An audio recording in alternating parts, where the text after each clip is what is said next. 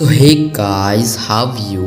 So भाई as you know my name is Tanish and you're watching Sam Movie Explainer video. So भाई आज मैं explain करने वाला हूँ रॉन्ग टर्न के पार्ट सीरीज़ 4 को। भाई ये मूवी ना कुछ भी सेंस नहीं बनाती। मतलब आप अगर इसके पार्ट्स को 3 पार्ट्स को इसके साथ मैच करोगे ना तो ये मूवी कुछ भी सेंस नहीं बनाती। और ये मूवी 2011 में लॉन्च हुई थी। ऑफिशियल टाइटल है रॉन्ग टर्न 4 ब्लडी बिगिनिंग और ये ओरिजिनल मूवी का प्रीक्वल है। इस मूवी में हमें उस म्यूटेंट की बैक स्टोरी बताई गई है।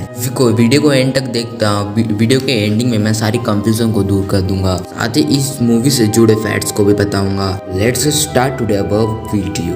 मूवी स्टार्ट होती है 1974 में दिखाया जाता है वेस्ट वर्जीनिया का एक सेरोटोनिन सेनमन। यहाँ पर बहुत सारे डिफॉर्म पेशेंट रहते थे। सब इनब्रीडिंग और ब्लड डिफॉर्म की वजह से डिफॉर्म थे। वहाँ के इंचार्ज डॉक्टर ब्रैंडन इनको पेशेंट के बारे में बता रहे थे। एक पेशेंट पीछे से डॉक्टर एन को पकड़ लेता है, उनके बालों में से एक हेयर पिन निकाल लेता है। वो दोनों आगे बढ़ते हैं। डॉक्टर एन को हिल्लिकर ब्रदर्स के मतलब जेल तक लेके जाता है। भाई थे 100 टूथ 1 आई और 3 फिंगर। डॉक्टर एन को बताते हैं तीनों भाई हिल्लिकर को जंगल में मिले थे, इसलिए इनका नाम हिल्लिकर ब्रदर्स रख दिया। जब मुझे हिल्लिकर को ये मिले थे तो तब वो अपने पेरेंट्स को खा चुके थे। तो उन्हें वहाँ के सबसे खतरनाक पेशेंट बताता है, जबकि वो अभी बच्चे ही थे। बताता है कि एक अपने हाथ की 2 उंगलियां चबा गया और वो था 3 फिंगर। दूसरे ने अपनी एक आंख निकाल कर खा ली और वो था 1 आई। दूसरा अपने दांतों को दीवार पर घिसता रहता था। कई वर्कर को काट कर जख्मी भी कर दिया था, वो था सॉटूथ। अब आपको इन तीनों के नाम का मतलब सब पता चल गया होगा। डॉक्टर एन पूछती है कि वो इतना दर्द बर्दाश्त कैसे कर लेते हैं। डॉक्टर ब्रैंडन उसे बताता है कि उन्हें दर्द महसूस ही नहीं होता और ये बात को याद रखना, सामने काम आएगी। इस पेशेंट ने डॉक्टर एन की हेयर पिन निकाल ली थी। उनके जाते ही उस पिन से जेल का लॉक होने लगता है। वो उतना स्मार्ट नहीं था। तीनों भाई उसे देख लेते हैं और उससे पिंग मारने लगते हैं। वो पिन उनकी तरफ वो फेंक देता है। जैसे कि आप 3 पार्ट्स में देख चुके हैं कि उनमें से सबसे ज्यादा अक्लमंद 3 फिंगर था। वो उस पिन से लॉक को खोल देता है। तीनों चुपचाप बाहर निकलते हैं और सिक्योरिटी गार्ड को मारकर वो कंट्रोल रूम से सारे जेल्स को खोल देते हैं। बाद वहाँ पर असली पागलपन शुरू होता है। डॉक्टर एन को पकड़कर उसे इलेक्ट्रिक शॉक देते हैं। तब तक उसे नहीं छोड़ते जब तक उसका ब्रेन ना पूरा फ्राई नहीं हो जाता। इसके बाद वो डॉक्टर ब्रैंडन को पकड़ते हैं। स्मार्टनेस दिखाते हुए बड़े ही यूनिक तरीके से उन्हें भी मार देते हैं। उसके बाद सीन चेंज होता है सीधा 29 साल बाद 2003 में दिखाया जाता है वेस्टर्न यूनिवर्सिटी के 9 स्टूडेंट जो कि बर्फ का मजा ले रहे थे। केनिया, जियाना, विंसेंट, फारा, ब्रेजेट, एल्फ्रेड, डैनियल और लॉरेंस स्नो मूविल पर अपने फ्रेंड कार्टर के केबिन तक जाना था, लेकिन वो रास्ता खो बैठते यानी कि रास्ते को भूल जाते हैं। बहुत तेज तूफान के बीच फंस जाते हैं। अभी उन्हें एक बिल्डिंग दिखाई देती है। वो उनके लिए जन्नत से कम नहीं थी। उसकी तरफ बढ़ते हैं, लेकिन वो उन्हें ये नहीं पता था कि वो सच में जन्नत पहुंच चुके थे। वही सैनिटोरियम था जहाँ पर वो तीनों भाई रहते थे। इधर जाके उन्हें पता चलता है कि वो किसी तरीके का हॉस्पिटल था। सब वहाँ पर आग जलाकर आराम से बैठ जाते हैं, लेकिन क्योंकि वो अमेरिकन किड्स थे इसलिए उनको आराम से बैठना नहीं आता था। सुनसान और अबेंडन जगह पर जाकर अमेरिकन किड्स पहला रूल होता है कि उस जगह की अच्छे से तलाशी लो, क्या पता शराब या फिर ड्रग्स मिल जाए। वो सभी उस जगह को अच्छी तरह से छान लेते हैं। इंचार्ज के केबिन में उनको वाइन मिल जाती है।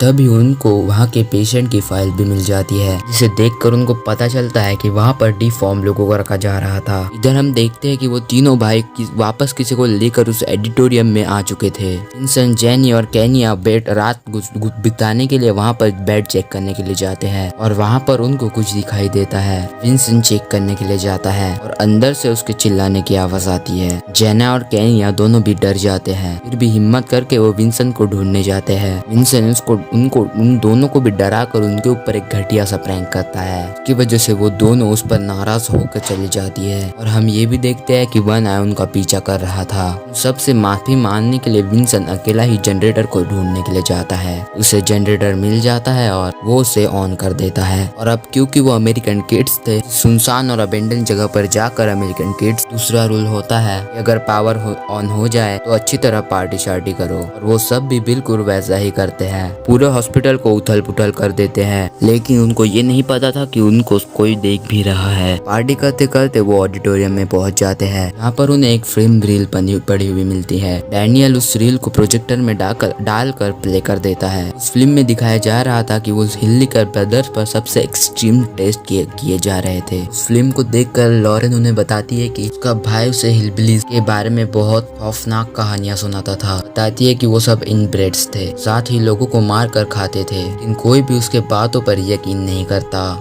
वो सब सोने चले जाते हैं। रात को सब अपने अपने कमरे में सो रहे थे, लेकिन विंसेंट को नींद नहीं आ रही थी।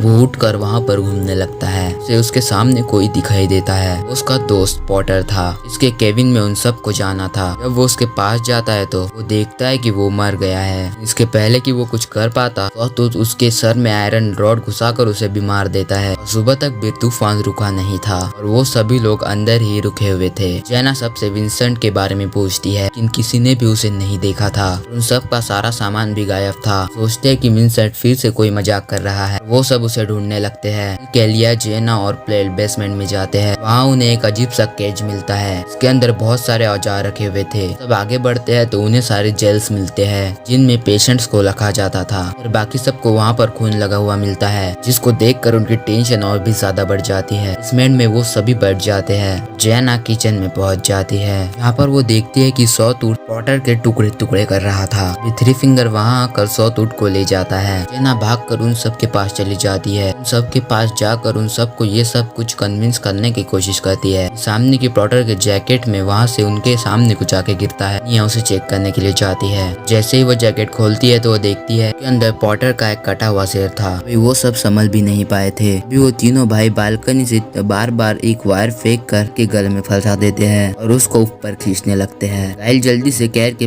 पेड़ पकड़ लेता है। पूरा वो उसके खून से लथपथ हो जाता है। क्लेयर को नहीं बचा पाता। वो उसका सर धड़ से अलग होकर कायर के ऊपर गिर जाता है। सब जल्दी से वहाँ से भागने की कोशिश करते हैं, लेकिन उनकी स्नोमोबाइल चल नहीं पा रही थी। उन्हें उनके स्पार्क प्लग निकाल लिए थे और अब उन्हें कुछ भी समझ नहीं आ रहा था कि क्या किया जाए। लॉरेंस की चैंपियन थी और फ्लाइट करते करते स्टीकर की मदद लेने जाएगी। वो वहाँ से मदद लाने के लिए निकल जाती है। बाकी सबके पास कोई भी गर्म कपड़ा नहीं था और वो तूफान में बाहर नहीं रह सकते थे। वो इंचार्ज के रूम में खुद को लॉक करने का प्लान बनाते हैं। वो सब जल्दी से भागकर ऑफिस में घुस जाते हैं, फिर उस दरवाजे को अंदर से लॉक कर लेते हैं। बचाव के लिए उनके पास कुछ भी नहीं था। फिर उन्होंने बेसमेंट में बहुत सारे हथियार देखे हुए थे। कायल, दानियल और सारा बेसमेंट में जाते हैं। वहाँ पर थ्री फिंगर उनके पीछे पड़ जाता है। सब जल्दी से केज में जाकर छुप जाते हैं। थ्री फिंगर के जाने के बाद वहाँ से हथियार लेके निकल जाते हैं। दरवान आया ऑफिस में दरवाजा में होल करके केनिया के बालों को पकड़ लेता है। रिचर्ड उसके हाथ में ब्लेड मारती है और वो केनिया को झट से छोड़ देता है। यहाँ पर इस मूवी की बहुत ही बड़ी गलती पकड़ी जाती है, क्योंकि स्टार्टिंग में हमें बताया गया था कि उन भाइयों को दर्द नहीं होता, तभी वो अपने ही बॉडी पार्ट्स निकाल कर खा गए थे। यहाँ तो हमें कुछ और ही दिखाया गया। रिचर्ड ने उसके हाथ पर 2 बार ब्लेड मारा। उसने दर्द के मारे केनिया को छोड़ भी दिया कि अगर उनको दर्द नहीं होता उन्हें वन आई का हाथ कैट करके केनिया को छुड़ाना पड़ता और उससे वन आई को जरा भी फर्क ना पड़ता। इन्हीं सब गलतियों की वजह से रॉन्ग टर्न की कवर खोदना शुरू हुई थी। इधर वो सब बेसमेंट में से भाग रहे थे। सबसे पीछे डैनियल था। सॉटूथ डैनियल को पकड़ लेता है, किचन में ले जाकर बांध देता है और सारा ऑफिस में पहुंचकर देखती है कि डैनियल उनके पीछे नहीं था। तीनों डैनियल को जिंदा काट रहे थे। उसकी चीखें उन सबको सुनाई दे रही थी। फाइनली बहुत सारी बहस के बाद वो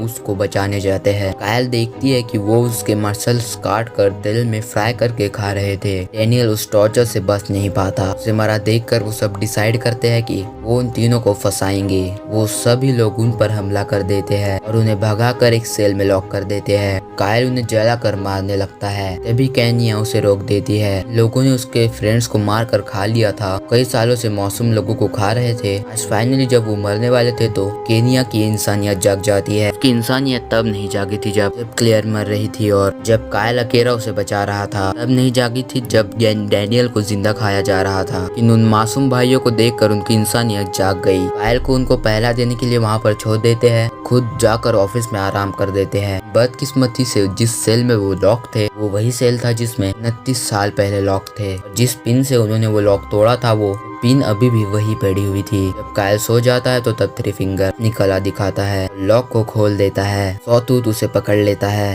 केनिया उसको चेक करने के लिए आती है, तभी अंधेरा जनरेटर बंद हो जाता है और वहाँ पर अंधेरा छा जाता है। देखती है कि वहाँ पर कायल नहीं था, सेल के अंदर वो तीनों भी नहीं थे। जल्दी से वापस आकर उन सभी को वही सब बता देती है। तभी कोई दरवाजे पर आ जाता है, उसका मुंह ढका हुआ था। वो सब सोचते हैं कि वो थ्री फिंगर है। अब मिलकर वो उसे बेरहमी से बड़ी बेरहमी से मार देते हैं। वो उसका चेहरा देखने चेक कर लेते हैं, तो देखते हैं कि वो एक कायल था, मतलब कायल नाम का लड़का था जिसकी जीभ कटी हुई थी। और अब इस सीन पर मैं क्या ही बोलूं। सीन के ऊपर मैं आधा घंटा बात कर सकता हूँ, लेकिन मैं नहीं करूंगा कि आप सब भी सेम मेरी तरह ही फील कर रहे होगे। खैर वो सब वहाँ से भागने की कोशिश करते हैं, लेकिन वो तीनों भाई उसके पीछे पड़ जाते हैं। भागते भागते वो सब उनके कमरे तक पहुँच जाते हैं, जहाँ उन सब का सामान भी पड़ा हुआ था। सब अपनी अपनी जैकेट्स पहन लेती है, क्योंकि सारे वहाँ से भागने का प्लान करती है। क्योंकि एक सैनिटोरियम था, इसलिए उसकी सारी खिड़कियाँ सील पड़ी हुई थी। उन्हें एक टूटी हुई खिड़की मिलती है, दरवाजा लॉक करके उसे खोलने लगते हैं, लेकिन उसके पीछे बहुत सारी बर्फ जमा थी। सारा बर्फ को हटाने लगती है। वहाँ पर वो तीनों भाई भी पहुँच जाते हैं। फिंगर दरवाजा तोड़ने की पूरी कोशिश करता है, फिर सॉटूथ उसे तोड़ने की कोशिश करता है। वो सब उसमें से एक रास्ता बना लेती है और सब बाहर निकल जाते हैं, लेकिन जेना बाहर नहीं निकल पाती। सॉटूथ एंटेनर से उसे मार देता है। बाकी तीनों वहाँ से जान बचाकर भागती है, लेकिन तीनों भाई उन्हीं की स्नोमोबिल पर उसका पीछा कर रहे थे। सॉटूथ ब्रिजेट को पकड़ लेता है, उसके ऊपर चाकू से हमला करती है और वो उसे छोड़ देता है। एक और बार हमें पता चलता है कि स्टोरी के साथ कुछ ठीक नहीं है। ब्रिजेट वहाँ पर गिर जाती है, वनाया उसके ऊपर स्नोमोबिल चढ़ा देता है, उसके ऊपर ही स्नोमोबिल चढ़ाता है, जिसकी वजह से वो भी मर जाती है। इधर हमें दिखाए जाते हैं लॉरेन, जो कि ठंड में जम कर मर चुकी थी। लेकिन दुख की बात यह थी कि रोड बिल्कुल उसके सामने ही था, जो कि उसे तूफान में नहीं दिखा होगा, और वो हिम्मत हार कर वहाँ पर बैठ गई और मर गई। अब केनिया और सारा ही बचे हुए थे। हम देखते हैं कि केनिया भाग रही थी और वन है उसके पीछे पड़ा हुआ था। वो दानिया को पकड़ने ही वाला था कि तभी सारा उसको मार कर नीचे गिरा देती है। देखते हैं कि ये उनका प्लान था। वो उसकी स्नोमोबिल लेकर वहाँ से निकल जाती है, लेकिन पिक्चर अभी भी बाकी है। वो दोनों इतने ज्यादा खुश थी कि वो उन्हें सामने लगी फेंस वायर नहीं दिखी, जिसकी वजह से उन दोनों के सर कट गए। इसके बाद थ्री फिंगर वहाँ पर आता है और उन दोनों के सर उठाकर वहाँ से ले जाता है, लेकिन बॉडी वहीं पर पड़ी हुई रहती है। यहाँ पर ये मूवी एंड हो जाती है। तो भाई अगर मूवी पसंद आया ना, एक्सप्लेनेशन पसंद आया, तो वीडियो को जरूर लाइक कर देना, चैनल को सब्सक्राइब कर देना, बेल नोटिफिकेशन को ऑन करके और प्रेस कर देना। मैं मिलता आपको अगले वीडियो में, तब तक के लिए बाय।